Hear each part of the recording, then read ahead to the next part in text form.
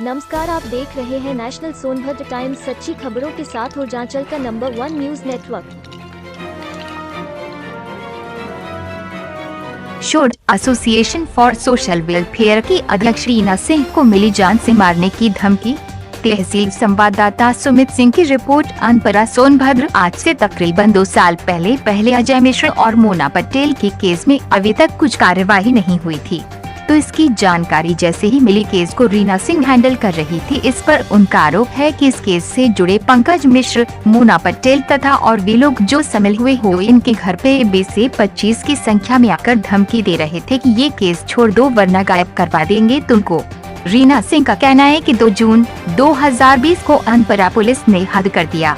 समझ नहीं आता कि ये नागरिक सुरक्षा हेतु हैं या पंकज कुमार मिश्र जैसे घिनौने बिचौलियों के गलत और गैर कानूनी इरादों अंजाम देने के लिए हैं।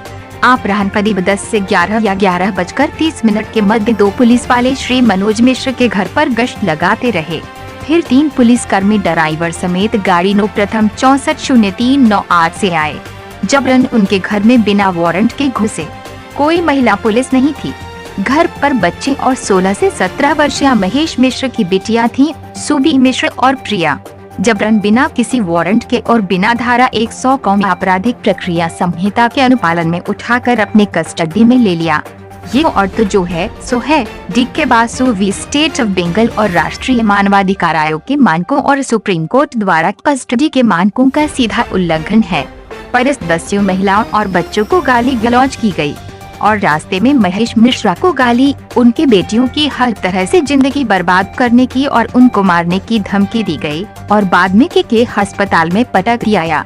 कारण सुपारी जोली है शादी कराने की। इस मामले में श्री सर्वानंद यादव की संलग्नता आ रही है, जो तथ्यों को मरोड़कर महेश मिश्र परिवार को पंकज मिश्र का साथ फंसाने में मुसलसल जुटे हैं, जिनके खिलाफ पूरी इंक्वायरी करके धारा 195 में अभियोग चलाने पर पुलिस भी विचार करे। किस अधिकारी ने यह कृत्य किया, क्यों किया?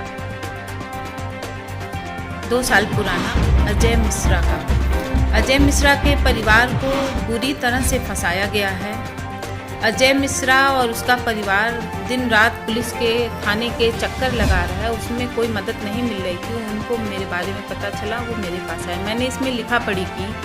मैं एसपी और डीएम साहब से भी मिली, मैंने सारी बात बताई। मैंने थाने में भी दोनों के बातचीत की 3 घंटे की पूरी सीडी बना के मैंने दिया और बाकी बहुत सारे डॉक्यूमेंट थे जो मैंने थाने में उपलब्ध कराया। उस डॉक्यूमेंट पे तो कोई कार्रवाई नहीं हुई, लेकिन 3 तारीख को जो मीटिंग थी थाने में, वहाँ सीओ भी उपस्थित थे, एसओ भी थे, बाकी और भी लोग थे। मुझे काम से प्लांट जाना था। मैं मुश्किल से आधे से पौन घंटे वहाँ मीटिंग में शामिल रही। उसके बाद मैं जब वहाँ से उठ के मैं अपने काम से चली गई तो मेरे घर से फ़ोन आया मेरे ससुर का, फादर इन लॉ का। उन्होंने कहा, बेटा घर पे बहुत लोग आए हैं, करीब 20-25, और गाली गलौज कर रहे हैं और ये कह रहे हैं कि इस केस को छोड़ दो। तो मैंने कहा, पापा आप डरिए नहीं, मैं देखती हूँ कैसे करना। इस सिलसिले में मैं कल फिर एसपी सर के यहाँ गई थी। मैंने डीएम सर को सारी बात बताई और मैंने अपने घर के सीसीटीवी कैमरे का फुटेज भी दिया हुआ है। उसमें जब मैं अपने ससुर से पूछताछ की, उन्होंने बताया, बेटा वो सब कह रहे हैं इस केस को छोड़ दो, नहीं तो जान से मार दिया जाएगा और तुमको गायब कर दिया जाएगा, पता नहीं चलेगा। इस तरह के इस केसेस में मुझे लोकल पंकज मिश्रा, मोना पटेल और बाकी और लोग और उन्होंने जिसको भी शामिल किया होगा, मुझे बराबर धमकियां दी जा रही हैं। 3 तारीख को तो हद ही कर दिए वो लोग कि घर के बाहर भीड़ भेज के मुझे धमकी दिलवाए।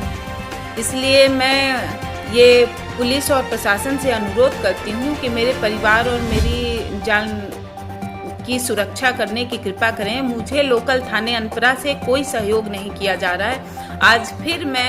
आज 5 तारीख है, आज सुबह मैं फिर मिली थाने में और मैंने सारी बात बताई तो एसओ सर ने कहा कि जांच होगी। मैंने नाम दिया है, उस पर कार्रवाई होनी चाहिए, लोगों को पकड़ना चाहिए। क्या किसी की जान चली जाए उसके बाद कार्रवाई होती है?